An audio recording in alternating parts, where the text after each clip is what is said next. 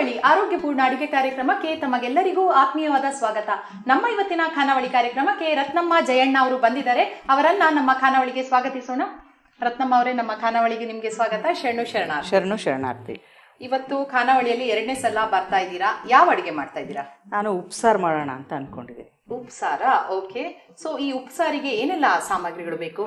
ಅದು ಕಿಲ್ಕಿರೆ ಸೊಪ್ಪು, ಹಸಿ ಹಲಸಂದೆ ಕಾಳು, ಉದ್ದಿನಬೇಳೆ, ಈರುಳ್ಳಿ, ಕಡಲೆಬೇಳೆ, ಜೀರಿಗೆ, ಸಾಸಿವೆ, ಮೆಣಸು, ಹುಣಸೆಹಣ್ಣು, ಬೆಳ್ಳುಳ್ಳಿ, ಮೆಣಸಿನ್ಕಾಯಿ, ಕರಿಬೇವಿನ ಸೊಪ್ಪು, ಕೊತ್ತಂಬರಿ ಸೊಪ್ಪು, ಹಸಿ ಮೆಣಸಿನ್ಕಾಯಿ, ಕಾಯಿ ತುರಿ, ಉಪ್ಪು, ಇಷ್ಟು ಬೇಕು. ಸರಿ, ಓಕೆ. ಇದಿಷ್ಟು ತಗೊಂಡಿದ್ದೀರಾ. ಇದು ಸೊಪ್ಪು ಯಾವ್ದಂತ ಹೇಳಿದ್ರಮ್ಮ? ಇದು ಅದು ಕೀರೆ ಸೊಪ್ಪು ಅಂತ ಹೇಳ್ತಾರೆ. ಕೀರೆ ಸೊಪ್ಪು. ಸರಿ, ಈಗ ಶುರು ಮಾಡೋಣ ಅಲ್ಲ? ಓಕೆ. ಫಸ್ಟ್ ಏನ್ ಮಾಡೋದು? ಪಾತ್ರೆ ಕೊಡಿ ನನಗೆ.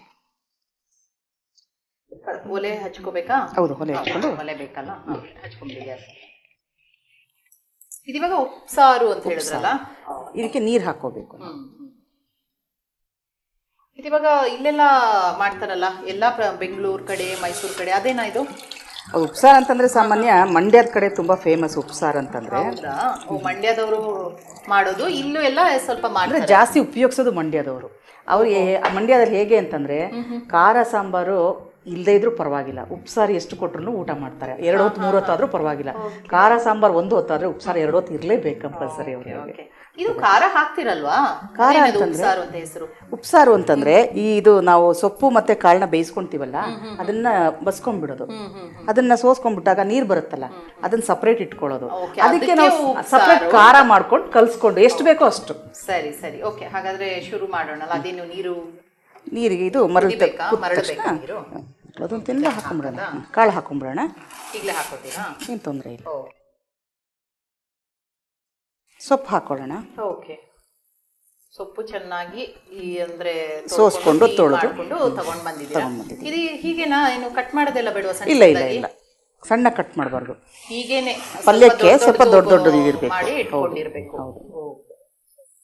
ಬೇರೆ ಈಗ ಸಾಂಬಾರ್ಗೆಲ್ಲ ಸಣ್ಣ ಸಣ್ಣ ಕಟ್ ಮಾಡ್ತಾರೆ, ಆ ತರ ಅಲ್ಲ. ಆ ತರ ಇದು ಪಲ್ಯ ಮಾಡೋದ್ರಿಂದ ಸ್ವಲ್ಪ ಬಾಯಿಗೆ ಸಿಕ್ಕೋ ರೀತಿ ಇರಬೇಕು.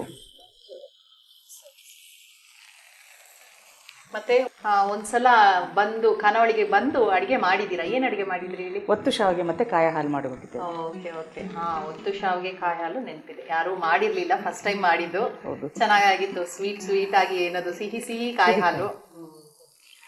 ಇದು ಒಂದು ಹಳೆಯ ಸಂಪ್ರದಾಯನ, ಅಂದ್ರೆ ನೀವು ಹೇಳಿದಾಗೆ ಮಂಡ್ಯದ ಕಡೆ ತುಂಬಾ ಹಳೆಯ ಅಡಿಗೆ. ಹೌದು, ಯಾಕೆಂದ್ರೆ ಹಳ್ಳಿಗಳ ಕಡೆ ಯಾವಾಗಲೂ ಸಾಂಬಾರ್ ಪುಡಿ ಅದೆಲ್ಲ ಉಪಯೋಗಿಸೋಕ್ಕೆ ಬೇಗ ಆಗುವಂಥದ್ದು. ಯಾಕೆಂದ್ರೆ ಕೆಲಸಗಳಿಗೆ ಹೋಗ್ಬೇಕಾಗಿರುತ್ತಲ್ಲ ಅವರು, ಆವಾಗ ಇದು ಒಂದು ಚಟ್ನಿ ಮಾಡಿ ಇಟ್ಕೊಂಡ್ಬಿಟ್ರೆ ಕಾಳು ಸೊಪ್ಪು ಬೇಯಿಸ್ಕೊಂಡು ಬೇಗ ಮಾಡ್ಕೊಂಡ್ಬಿಡ್ಬೋದು. ಹಾಗಾಗಿ ಇದು ರೂಢಿಲಿ ಜಾಸ್ತಿ ಬಂದಿರೋದು. ಮುಂಚಿಂದನೂ ಹೊಲದಲ್ಲಿ ಅನ್ನೋದು ತುಂಬಾ ಕೆಲಸ ಮಾಡುವವರಿಗೆ ಒಂದು ಟೈಮ್ ಜಾಸ್ತಿ ಇರಲ್ಲ. ಹಾಗೆ ಹೌದು, ಇದಕ್ಕೆ ಮತ್ತೆ ಬೇಕಾಗಿರೋಂಥವು ಸ್ವಲ್ಪ ಆರೋಗ್ಯಪೂರ್ಣವಾಗಿರೋಂಥವು ಬೆಳ್ಳುಳ್ಳಿ, ಮೆಣಸು, ಇವೆಲ್ಲ ಸ್ವಲ್ಪ ಹೆಲ್ತಿಗೆ ಬೇಕಾಗಂಥವು ಮಾಡಿ ಇಟ್ಕೊಂಡ್ಬಿಟ್ಟಿರ್ತಾರೆ. ಆವಾಗ ಅವ್ರಿಗೆ ನೆಗಡಿ, ಕೆಮ್ಮು ಆ ಥರದ್ದೆಲ್ಲ.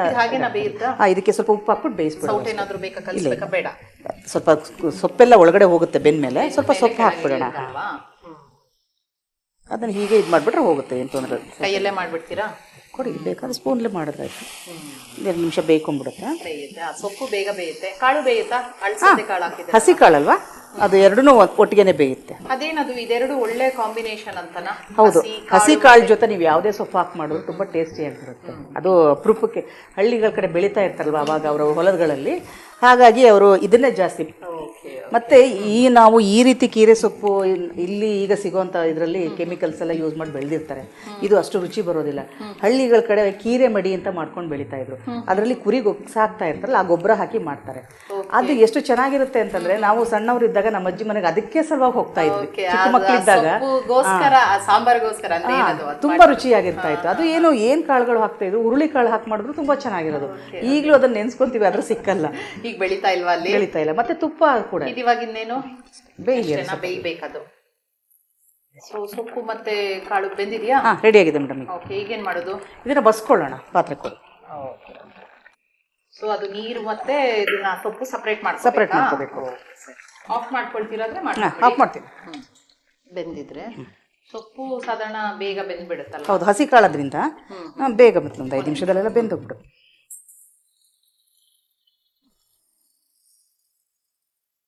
ಇದಿವಾಗ ಇದೇ ಸೊಪ್ಪ ಅಥವಾ ಇದು ಕೀರೆ ಸೊಪ್ಪು ಅಂದ್ರಲ್ಲ, ಬೇರೆ ಸೊಪ್ಪನ್ನು ಮಾಡ್ಕೋಬೋದಾ ಇದನ್ನ? ಯಾವ ಸೊಪ್ಪಾದ್ರೂ ಹಾಕೋಬಹುದು, ಆ ಕಡೆ ಇಟ್ಕೊಂಡ್ಬಿಡ್ತೀರಾ? ಯಾವ ಸೊಪ್ಪಾದ್ರೂ ಹಾಕೋಬಹುದು, ಏನು ತೊಂದರೆ ಇಲ್ಲ. ಓಕೆ, ಮತ್ತೆ ಇನ್ನೇನ್ ಮಾಡ್ಕೊಳ್ಳೋದು ಈಗ? ಇದನ್ನ ಇದಕ್ಕೆ ಒಗ್ಗರಣೆ ಹಾಕೊಂಡ್ಬಿಡೋಣ. ಓಕೆ, ಇದು ಇವಾಗ ಚೆನ್ನಾಗಿ ಬೆಂದಿದೆ. ಬೆಂದಿದೆ ಅಲ್ವಾ? ಇದನ್ನ ಮುಂದೆ ಮತ್ತೆ ಒಗ್ಗರಣೆ ಹಾಕಿ.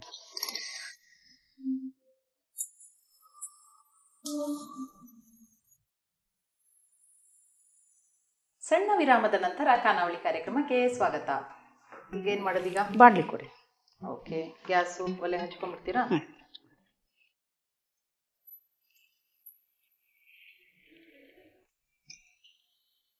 ಎಣ್ಣೆ ಬೇಕಾ ಒಗ್ಗರಣೆಗೆ?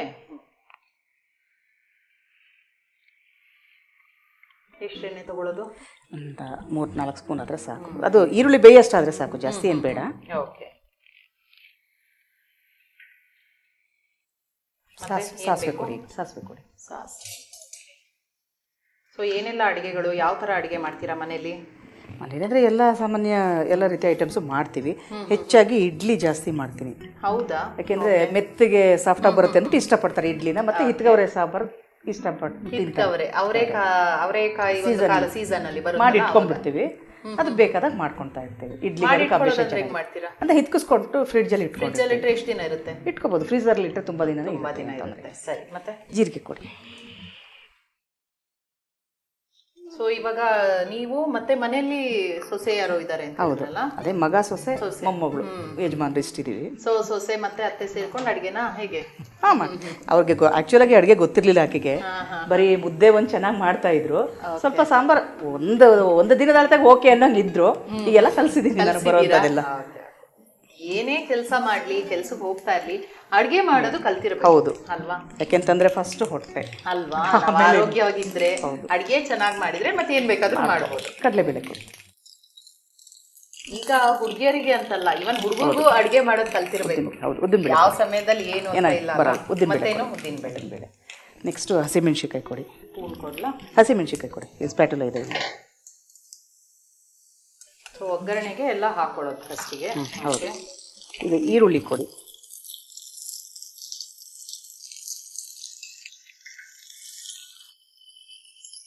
ಸೊ ನೀವು ಬೇರೆ ಇನ್ನೇನಾದ್ರೂ ಹವ್ಯಾಸಗಳೆಲ್ಲ ಇದೆಯಾ? ಹೌದು ಮೇಡಮ್, ನಂದಂದ್ರೆ ಈ ವಚನಗಳನ್ನ ಕಲಿಯೋದು, ಮತ್ತೆ ವಚನ ಸಾಹಿತ್ಯ ಓದೋದು. ಇದು ಕರಿಬೇವು. ಆ ಥರ ಎಲ್ಲ ಟೈಮ್ ಬಿಡುವ ವೇಳೆಯಲ್ಲಿ ಎಲ್ಲ ಮಾಡ್ತಾ ಇರ್ತೀವಿ. ಮತ್ತೆ ಆಸಕ್ತಿ ಇರೋರಿಗೆ ವಚನ ಹೇಳ್ಕೊಡೋದು, ಭಜನೆ ಹೇಳ್ಕೊಡೋದು, ಏನೋ ಒಂದು ಹವ್ಯಾಸಗಳನ್ನ ಹಮ್ಮಿಕೊಂಡಿದ್ದೀವಿ. ಸ್ವಲ್ಪ ಸಾಲ್ಟ್ ಕೊಡಿ, ಪೌಡ್ರ್ ಸಾಲ್ಟ್ ಇದಕ್ಕೆ. ಯಾಕೆಂದ್ರೆ ಇದಕ್ಕೆ ಸ್ವಲ್ಪ ಸಾಲ್ಟ್ ಬೇಕಾಗುತ್ತೆ. ಅದಕ್ಕಾಗಿರೋ ಕರೆಕ್ಟ್ ಆಗಿರುತ್ತೆ ಅದಕ್ಕೆ. ಇದಕ್ಕೊಂಚೂರು ಲೈಟಾಗಿ ಹಾಕಿದಾಗ ಒಗ್ಗರಣೆಗೆ ಸರಿ ಹೋಗುತ್ತೆ. ಇಲ್ಲ ಸ್ವಲ್ಪ ಸತ್ತ ಬಂದ್ಬಿಡುತ್ತೆ.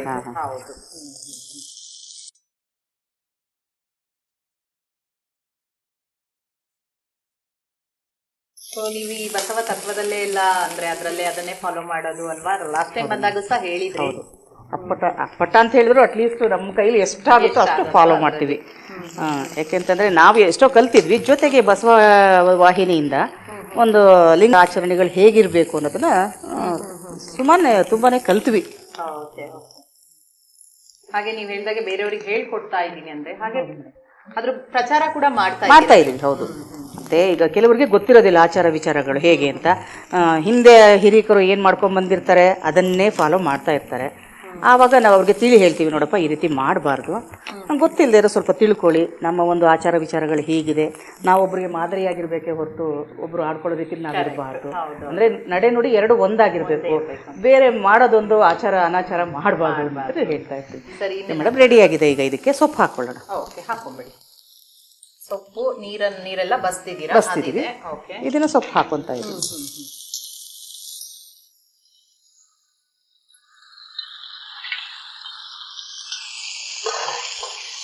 ಕಾಯಿ ತುರಿ ಪುಡಿ ಮೇಡಮ್. ಸೊ ಈಗ ನಿಮ್ಮ ಫ್ಯಾಮಿಲಿ ಅಂದ್ರೆ ಕುಟುಂಬದಲ್ಲಿ ಎಲ್ಲರೂ ಇದೇ ಆಚಾರ ವಿಚಾರದಲ್ಲಿ? ಹೌದು, ಎಲ್ಲರೂ ಒಂದು ಆಚಾರ ವಿಚಾರದ ಫಾಲೋ ಮಾಡೋಂಥವ್ರೆ. ಮಕ್ಕಳು ಎಲ್ಲ ಅದನ್ನೇ ಫಾಲೋ ಮಾಡ್ತಾರ? ಹೌದು ಮೇಡಮ್.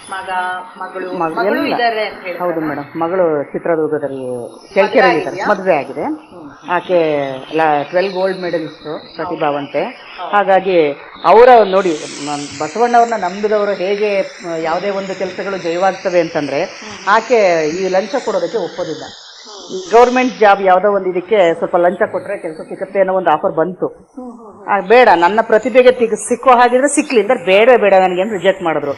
ಏನೋ ಒಂದು ಈ ಒಂದು ಪೀರಿಯಡ್ನಲ್ಲಿ ಬೇರೆ ಮಂತ್ರಿಗಳ ಪೀರಿಯಡ್ನಲ್ಲಿ ಲಂಚ ಇಲ್ಲದೊಳಗೆ ಕೆಲಸ ಆಯ್ತು ಅಂದ್ರೆ ಗೌರ್ಮೆಂಟ್ ಕೆಲಸನೇ ಆಯ್ತು ಅಂದ್ರೆ ನಾವು ಏನ್ ನಂಬಿಕೆ ಇರುತ್ತೆ ಅದರಂತೆ ನಾವು ಆಚರಣೆ ಮಾಡೋದು.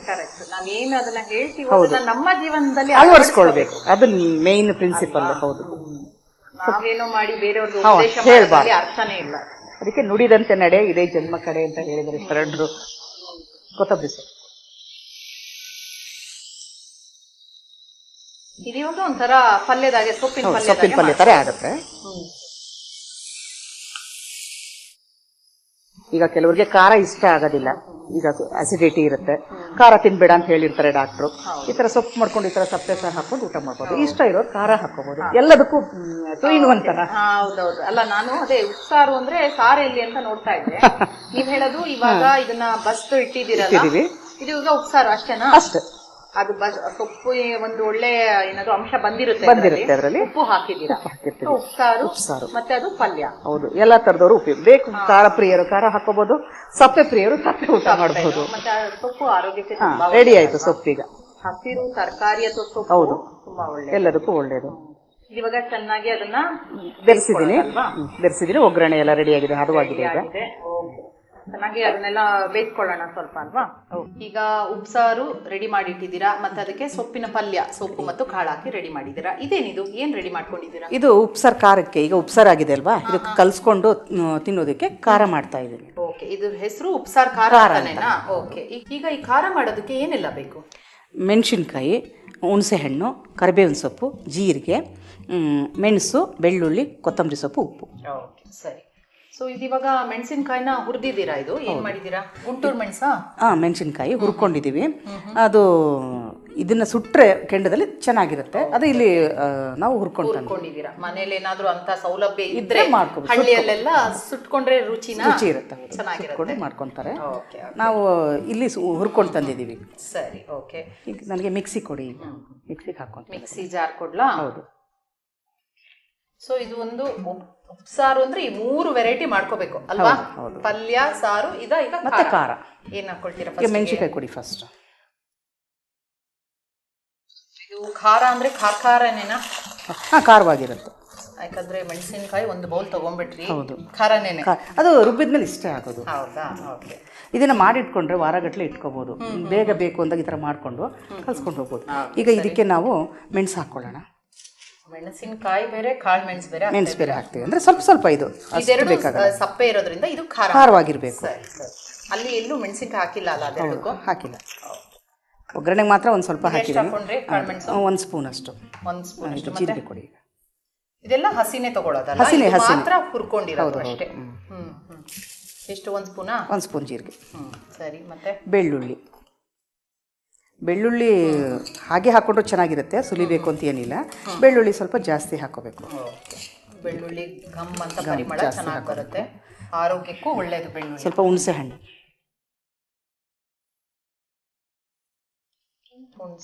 ಎಷ್ಟು ಬೇಕೋ ಅದು. ಅಷ್ಟು ಹುಣಸೆ ಹಣ್ಣು ಸಾಕಾಗತ್ತಾ? ಸಾಕು. ಓಕೆ. ಮತ್ತೆ ಉಪ್ಪು. ಇದಿವಾಗ ನೀವು ಕಲ್ಲುಪ್ಪೆ ತಗೊಂಡಿದ್ದೀರಾ? ಕಲ್ಲುಪ್ಪು, ಯಾಕೆಂದ್ರೆ ಅದು ಖಾರಕ್ಕೆ ಸಾಮಾನ್ಯ ನಾವು ಕಲ್ಲುಪ್ಪು ಬಳಸೋದು ಆರೋಗ್ಯಕ್ಕೆ ಒಳ್ಳೆಯದು ಪುಡಿ ಉಪ್ಪಿಗಿಂತ. ಏನಂದರೆ ಸ್ವಲ್ಪ ಅರ್ಜೆಂಟ್ ಇರೋರು ಅದನ್ನೆಲ್ಲ ಪುಡಿ ಮಾಡೋಕ್ಕಾಗಲ್ಲ ಅಂದ್ಬಿಟ್ಟು ಬೇಕಾದದಕ್ಕೆ ಬಳಸ್ಕೊಳ್ಳಿ. ಇದಕ್ಕೆ ಹಾಕೋದ್ರಿಂದ ಕಲ್ಲುಪ್ಪು ಸವಿಯುತ್ತಲ್ವಾ, ಅದರಿಂದ ಇದೆಲ್ಲ ಆಯ್ತು. ಈಗ ಇದು ಸ್ವಲ್ಪ ನೀರು ಹಾಕೊಂಡು ರುಬ್ಕೊಂಡು. ಸೊ ಎಲ್ಲ ಹಸಿನೇ ಹಾಕಿದ್ರು.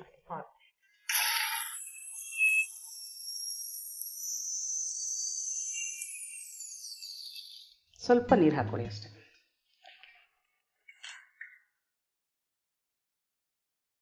ಸಾಕು.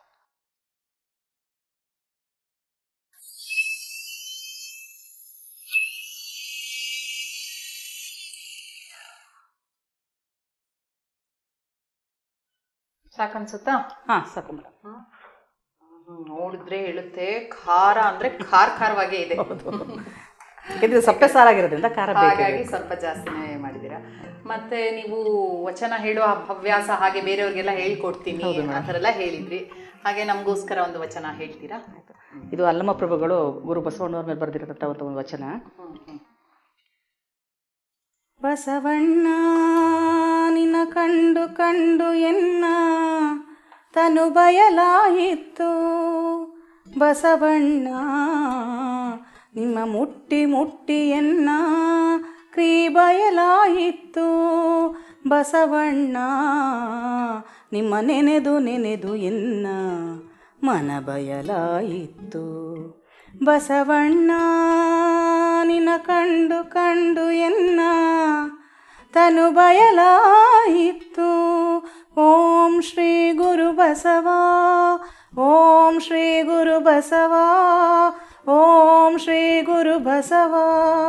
ಬಸವಣ್ಣ ನಿಮ್ಮ ಮಹಾನುಭಾವವ ಕೇಳಿ ಕೇಳಿ ಎನ್ನ ಭವಂ ನಾಸ್ತಿಯಾಯಿತು, ನಮ್ಮ ಗುಹೇಶ್ವರ ಲಿಂಗದಲ್ಲಿ ನೀನು ಅಜಾತನೆಂಬುದ ನೆಲೆ ಮಾಡಿ, ನಮ್ಮ ಗುಹೇಶ್ವರ ಲಿಂಗದಲ್ಲಿ ನೀನು ಅಜಾತನೆಂಬುದ ನೆಲೆ ಮಾಡಿ, ಭವಪಾಶಂಗಳ ಹರಿದಿರ್ಪೆಯಾಗಿ ನಿಮ್ಮ ಸಂಗದಿಂದಲಾನು ಬದುಕಿದೇನು, ನಿಮ್ಮ ಸಂಗದಿಂದಲಾನು ಬದುಕಿದೇನು, ಬಸವಣ್ಣ ನಿನ್ನ ಕಂಡು ಕಂಡು ಎನ್ನ ತನು ಬಯಲಾಯಿತು.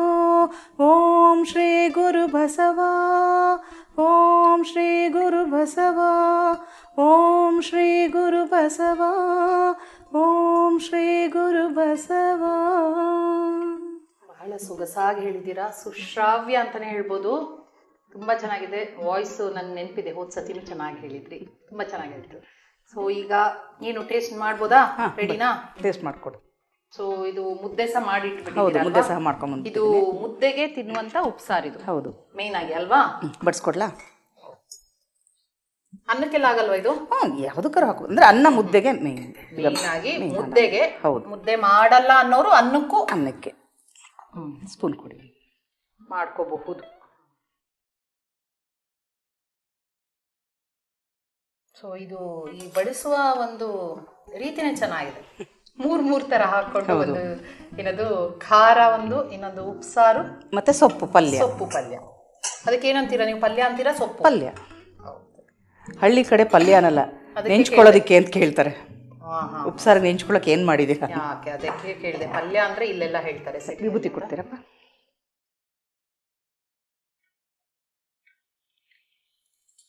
ಓಂ ಶ್ರೀ ಗುರು ಬಸವಲಿಂಗಾಯ ನಮಃ. ಅಂದರೆ ಇದು ವಿಭೂತಿ ಹಚ್ಚೋದ್ರಿಂದ ಪದಾರ್ಥ ಪ್ರಸಾದ ಮಾಡ್ತೀವಿ. ಮತ್ತು ಪ್ರಸಾದ ಮಾಡಬೇಕಾದ್ರೂ ಕೂಡ ನಾವು ಬಸವಣ್ಣವರು ಒಂದು ವಚನ ಹೇಳಿದ್ದಾರೆ, ಮೌನದಲುಂಬುದು ಆಚಾರವಲ್ಲ, ಲಿಂಗಾರ್ಪಿತವ ಮಾಡಿದ ಬಳಿಕ ತುತ್ತಿಗೊಮ್ಮೆ ಶಿವ ಶರಣು ಎನ್ನುತ್ತಿರಬೇಕು, ಆವಾಗ ನಮ್ಮ ಕಾರಣ ವೃತ್ತಿಗಳು ಅಡಗುತ್ತವೆ. ಅಂದರೆ ನಮ್ಮ ರಾಗದ್ವೇಷಗಳ ಒಳಗೆ ಮನುಷ್ಯ ಶಾಂತವಾಗಿ ಪ್ರಸಾದ ಸೇವನೆ ಮಾಡ್ಬೋದು ಅನ್ನೋ ದೃಷ್ಟಿಯಿಂದ ತೆಗೆದುಕೊಳ್ಳಿ. ಉಪ್ಸಾರಿನ ರುಚಿ ನೋಡಿ ಹೇಳಿ.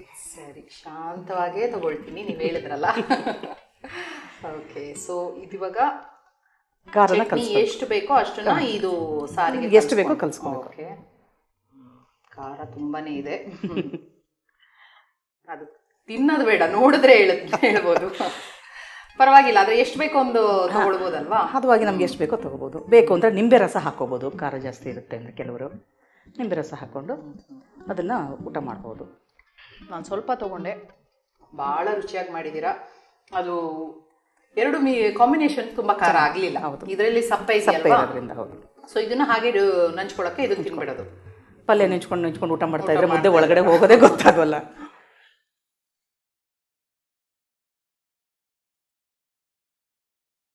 ಇದಂತೂ ಹದವಾಗಿದೆ, ಚೆನ್ನಾಗಿ ಬೆಂದಿದೆ. ಮಧ್ಯೆ ಮಧ್ಯೆ ಕಾಳು ಬಂದಾಗ ಭಾಳ ರುಚಿ ಆಗುತ್ತೆ. ಖಂಡಿತವಾಗ್ಲೂ ಮನೆಯಲ್ಲಿ ಉಪ್ಸಾರು ಮಾಡದಿದ್ದವರು ಇದನ್ನ ಮಾಡಿಕೊಂಡು ತಿಂದು ಹೇಳಬೇಕು, ಅಷ್ಟು ಚೆನ್ನಾಗಿದೆ. ಕೆಲವರು ಬೇಕು ಅಂದರೆ ಒಗ್ಗರಣೆನೂ ಹಾಕೋಬೋದು ಅವರ ಒಂದು ಟೇಸ್ಟ್ ಮೇಲೆ. ಇದಕ್ಕೆ ಬೇಕಾದರೆ ಬೆಳ್ಳುಳ್ಳಿ, ಕರಿಬೇವಿನ ಸೊಪ್ಪು, ಎಣ್ಣೆ ಹಾಕಿ ಒಗ್ಗರಣೆ ಹಾಕ್ಕೊಂಡು ಊಟ ಮಾಡ್ಬೋದು, ಮೆಣಸಿನ್ಕಾಯಿ ಹಾಕ್ಕೊಂಡು. ಓಕೆ, ತುಂಬ ಚೆನ್ನಾಗಿ ಮಾಡಿದ್ದೀರಿ. ಇವತ್ತು ಖಾನಾವಳಿಗೆ ಬಂದು ಉಪ್ಸಾರು ಬಹಳ ರುಚಿಯಾಗಿ ಮಾಡಿದ್ದೀರಾ. ನಮ್ಮ ಖಾನಾವಳಿ ತಂಡದ ಪರವಾಗಿ ನಿಮಗೆ ಧನ್ಯವಾದಗಳು. ಶರಣಾರ್ಥಿ. ನಿಮಗೂ ಮತ್ತೆ ತಂಡದವರಿಗೂ, ಬಸವ ಟಿವಿ ವಾಹಿನಿಯವರಿಗೂ ನನ್ನ ಅನಂತ ಶರಣಾರ್ಥಿಗಳು. ವೀಕ್ಷಕರೇ, ಉಪ್ಸಾರನ್ನ ಹೇಗೆ ಮಾಡಿದ್ರು ಅಂತ ಬನ್ನಿ ನೋಡೋಣ. ಉಪ್ಸಾರು ಮಾಡಲು ಬೇಕಾಗುವ ಸಾಮಗ್ರಿಗಳು: ಕೀರೆ ಸೊಪ್ಪು, ಹಲಸಂದೆ ಕಾಳು, ಉದ್ದಿನಬೇಳೆ, ಈರುಳ್ಳಿ, ಕಡಲೆಬೇಳೆ, ಜೀರಿಗೆ, ಸಾಸಿವೆ, ಕಾಳು ಮೆಣಸು, ಹುಣಸೆ ಹಣ್ಣು, ಬೆಳ್ಳುಳ್ಳಿ, ಕಾಯಿ ಮೆಣಸು, ಕರಿಬೇವಿನ ಸೊಪ್ಪು, ಕೊತ್ತಂಬರಿ ಸೊಪ್ಪು, ಹಸಿಮೆಣಸಿನಕಾಯಿ, ಕಾಯಿ ತುರಿ, ಉಪ್ಪು. ಉಪ್ಸಾರು ಮಾಡುವ ವಿಧಾನ: ಮೊದಲಿಗೆ ಸ್ಟವ್ ಹಚ್ಚಿ ಒಂದು ಪಾತ್ರೆಯಲ್ಲಿ ನೀರು, ಹಲಸಂದೆ ಕಾಳು, ಕೀರೆ ಸೊಪ್ಪು, ಕಲ್ಲುಪ್ಪು ಹಾಕಿ ಚೆನ್ನಾಗಿ ಬೇಯಿಸಿ ಬಸಿದುಕೊಳ್ಳಿ. ನಂತರ ಒಂದು ಬಾಣಲಿಯಲ್ಲಿ ಎಣ್ಣೆ, ಸಾಸಿವೆ, ಜೀರಿಗೆ, ಕಡಲೆಬೇಳೆ, ಹಸಿಮೆಣಸಿನಕಾಯಿ, ಈರುಳ್ಳಿ, ಕರಿಬೇವಿನ ಸೊಪ್ಪು, ಉಪ್ಪು ಹಾಕಿ ಫ್ರೈ ಮಾಡಿ. ಬಳಿಕ ಬಸಿದ ಕಾಳು ಮತ್ತು ಸೊಪ್ಪು, ತುರಿದ ಕಾಯಿ, ಕೊತ್ತಂಬರಿ ಸೊಪ್ಪು ಸೇರಿಸಿ ಬೇಯಿಸಿದರೆ ರುಚಿಯಾದ ಉಪ್ಸಾರು ಪಲ್ಯ ಸವಿಯಲು ಸಿದ್ಧ. ಉಪ್ಸಾರು ಖಾರ ಮಾಡಲು ಬೇಕಾಗುವ ಸಾಮಗ್ರಿಗಳು: ಒಣಮೆಣಸಿನಕಾಯಿ, ಹುಣಸೆ ಹಣ್ಣು, ಕರಿಬೇವಿನ ಸೊಪ್ಪು, ಜೀರಿಗೆ, ಕಾಳು ಮೆಣಸು, ಬೆಳ್ಳುಳ್ಳಿ, ಕೊತ್ತಂಬರಿ ಸೊಪ್ಪು, ಉಪ್ಪು. ಉಪ್ಸಾರು ಖಾರ ಮಾಡುವ ವಿಧಾನ: ಒಂದು ಮಿಕ್ಸಿ ಜಾರಿಗೆ ಹುರಿದ ಮೆಣಸಿನಕಾಯಿ, ಕಾಳು ಮೆಣಸು, ಜೀರಿಗೆ, ಬೆಳ್ಳುಳ್ಳಿ, ಹುಣಸೆ ಹಣ್ಣು, ಕಲ್ಲುಪ್ಪು, ಕೊತ್ತಂಬರಿ ಸೊಪ್ಪು, ಸ್ವಲ್ಪ ನೀರು ಸೇರಿಸಿ ರುಬ್ಬಿದರೆ ರುಚಿಯಾದ ಉಪ್ಸಾರು ಖಾರ ಸವಿಯಲು ಸಿದ್ಧ. ನೋಡಿದ್ರಲ್ಲ ವೀಕ್ಷಕರೇ, ಇವತ್ತಿನ ಖಾನಾವಳಿಯ ಉಪ್ಸಾರನ್ನು ಹೇಗೆ ಮಾಡಿದ್ರು ಅಂತ. ಅದನ್ನು ತಪ್ಪದೆ ನೀವು ಕೂಡ ಮನೇಲಿ ಮಾಡಿ ನೋಡಿ. ಇದೇ ರೀತಿ ಮುಂದಿನ ಸಂಚಿಕೆಯಲ್ಲಿ ಮತ್ತೊಂದು ಹೊಸ ರುಚಿಯೊಂದಿಗೆ ನಿಮ್ಮನ್ನು ಭೇಟಿ ಆಗ್ತೀನಿ. ಅಲ್ಲಿವರೆಗೂ ನೋಡ್ತಾ ಇರಿ ಶ್ರೀ ಬಸವ ಟಿವಿ. ಇದು ಸಂಸ್ಕಾರದ ಬೆಳಕು. ಶರಣು ಶರಣಾರ್ಥಿ.